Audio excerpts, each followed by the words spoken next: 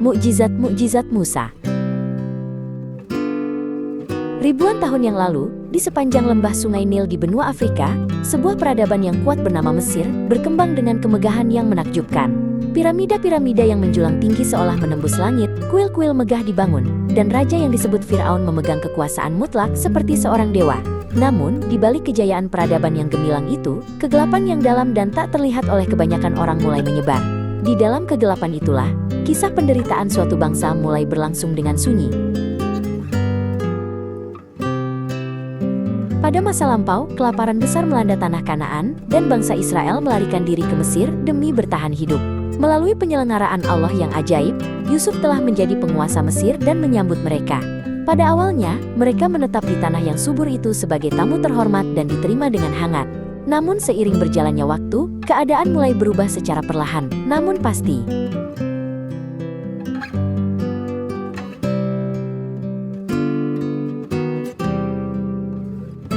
Di Mesir bangkitlah sebuah dinasti baru, yang diperintah oleh raja-raja yang tidak mengenal Yusuf. Firaun yang baru memandang orang-orang Israel yang semakin bertambah dan kuat dengan kecurigaan dan ketakutan.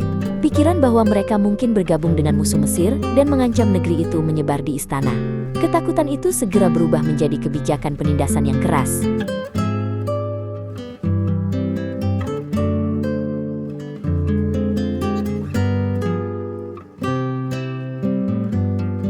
Orang-orang Israel tiba-tiba dipaksa melakukan kerja paksa dan direndahkan menjadi budak yang menderita. Di bawah terik matahari, mereka membakar batu bata sepanjang hari dan mengangkut batu-batu berat untuk proyek pembangunan Firaun. Dengan keringat dan darah mereka, kekuatan Mesir semakin bertambah, sementara kebebasan mereka sendiri semakin lenyap. Namun jauh di dalam hati mereka, nyala kecil harapan tetap menyala.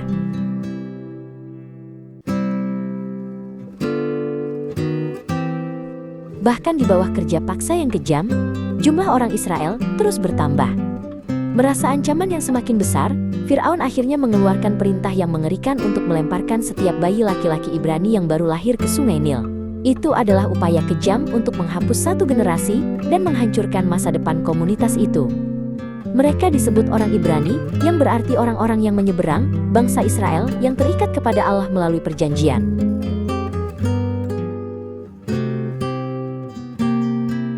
Pada masa yang gelap itu, lahirlah seorang anak laki-laki dari pasangan bernama Amram dan Yokebed di antara bangsa Israel. Anak ini kelak akan menjadi Musa, pemimpin besar yang menuntun Israel menuju kebebasan. Musa memiliki seorang kakak laki-laki yang fasih berbicara bernama Harun, dan seorang kakak perempuan yang bijaksana dan berani bernama Miriam. Bahkan di bawah ancaman kematian, keluarga ini percaya kepada Allah dan bertekad melindungi nyawa sang anak.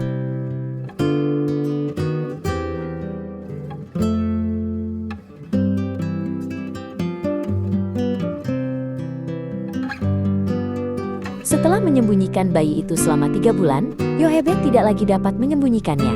Ia dengan hati-hati menganyam sebuah keranjang kecil dari papirus dan melapisinya agar air tidak merembes masuk. Kemudian ia meletakkan anaknya yang terkasih ke dalamnya dan menaruh keranjang itu di antara rumpun papirus di Sungai Nil. Ini bukanlah tindakan putus asa, melainkan pilihan iman yang sepenuhnya menyerahkan hidup sang anak kepada Allah.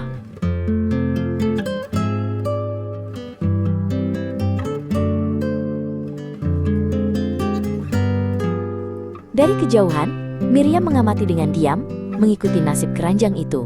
Pada saat itu, Putri Mesir turun ke sungai bersama para pelayannya untuk mandi dan beristirahat. Tangisan lemah seorang bayi yang terdengar dari antara papirus menghentikan langkah sang putri. Sebuah momen yang akan mengubah nasib seluruh bangsa sedang mendekat dengan tenang.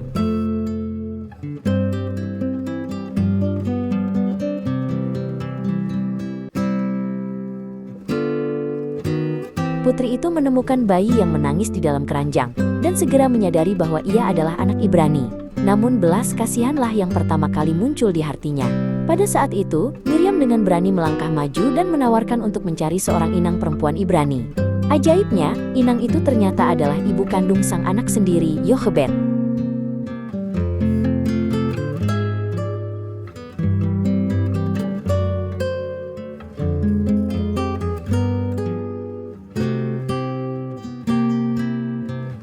Setelah anak itu disapih, sang putri secara resmi mengangkatnya sebagai anaknya sendiri. Ia menamainya Musa, yang berarti ditarik keluar dari air. Musa tumbuh besar dengan perlindungan sebagai seorang pangeran di istana kerajaan Mesir. Namun hidupnya telah berjalan di dalam rencana khusus Allah.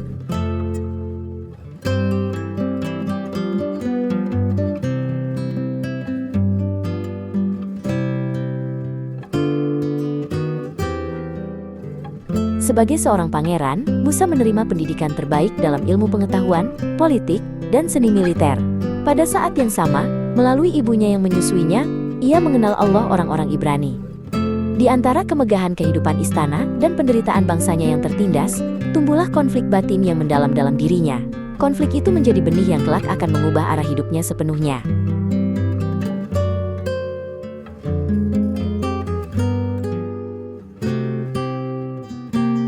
Suatu hari, Musa menyaksikan seorang pejabat Mesir memperlakukan seorang budak Ibrani dengan kejam. Tak mampu menahan amarahnya, ia membunuh orang Mesir itu dan menyembunyikan mayatnya di dalam pasir. Ketika perbuatan itu diketahui, Firaun berusaha membunuh Musa. Musa meninggalkan kehidupan istana dan status kerajaannya, lalu melarikan diri ke padang gurun Midian.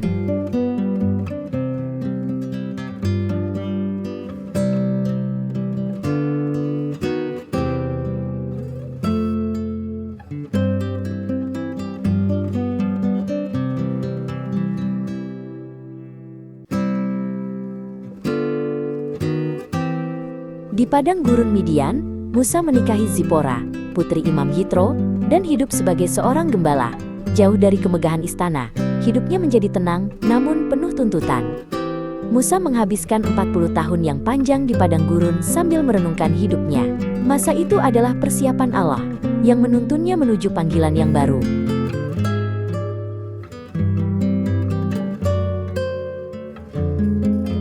Suatu hari, ketika menggembalakan kawanan ternaknya, Musa tiba di Horeb, gunung Allah.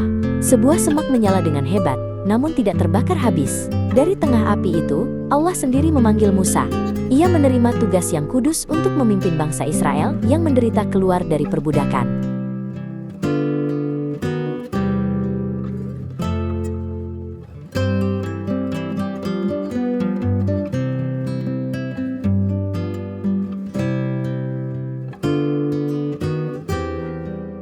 Musa dengan jujur mengatakan kepada Allah bahwa ia tidak pandai berbicara dan merasa tidak mampu. Lalu Allah berkata bahwa saudaranya Harun akan pergi bersamanya dan menolongnya. Ketika Musa menerima firman Allah, Harun akan menyampaikannya kepada bangsa itu. Dengan cara ini, kedua saudara itu saling menopang dan melaksanakan tugas yang diberikan Allah bersama-sama.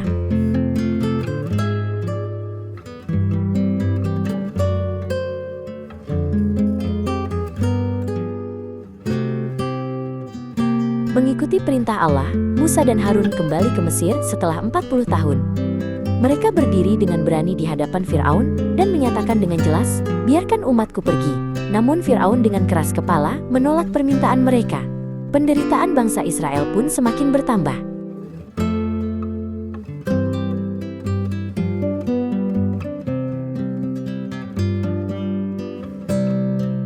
Allah mengirimkan 10 tulah atas seluruh Mesir, satu demi satu. Air sungai Nil berubah menjadi darah, dan kata, nyamuk, serta lalat memenuhi negeri itu. Ternak mati, bisul yang menyakitkan muncul, dan hujan es serta belalang menghancurkan ladang dan tanaman. Akhirnya, setelah kegelapan yang pekat menutupi negeri itu, datanglah tulah yang paling mengerikan, dan setiap anak sulung mati.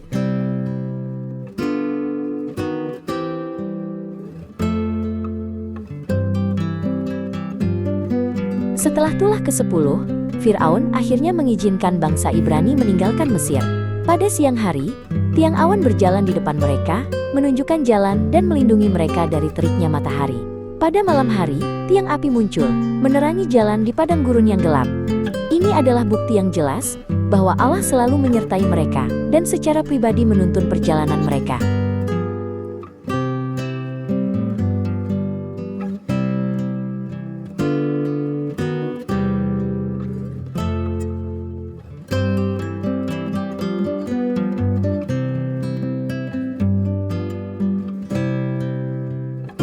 Seiring berjalannya waktu, Firaun sangat menyesali keputusannya membiarkan bangsa Ibrani pergi.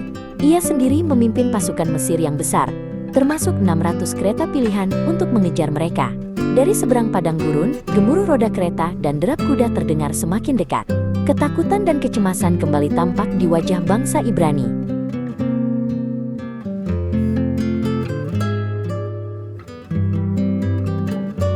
Di depan mereka terbentang Laut Merah yang tak berujung, sementara di belakang pasukan Mesir sepenuhnya menutup jalan. Tanpa jalan untuk melarikan diri, orang-orang Ibrani diliputi teror dan meluapkan keluhan mereka kepada Musa. Dengan gemetar ketakutan, mereka berseru mengapa mereka dibawa ke padang gurun untuk mati. Pada saat itu, ketika harapan seakan runtuh, seluruh komunitas diguncang oleh keraguan dan keputusasaan.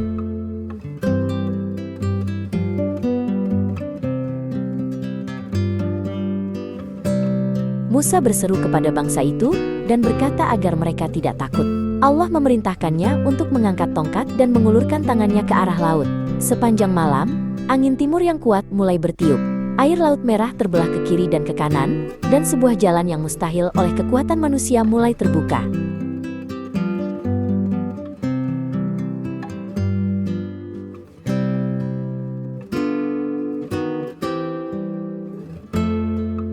Air berdiri tinggi di kedua sisi seperti tembok yang kokoh, dan di tengah laut tampak jalan yang kering. Bangsa Ibrani melangkah maju selangkah demi selangkah, membawa orang tua, anak-anak, bahkan ternak mereka. Rasa takut dan kekaguman bercampur menjadi satu, namun langkah mereka tidak terhenti. Perjalanan iman ini berlanjut sepanjang malam menuju pantai seberang.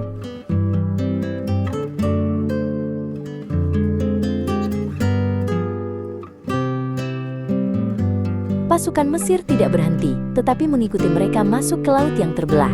Kereta dan kuda berpacu di antara air, namun terperosok ke dalam lumpur, roda-roda terlepas, dan kekacauan pun terjadi. Pada saat itu, ketika Musa kembali mengulurkan tangannya atas perintah Allah, air kembali sekaligus. Kereta dan pasukan itu tertutup seluruhnya, dan tidak satu pun yang selamat, mengakhiri pengejaran untuk selamanya.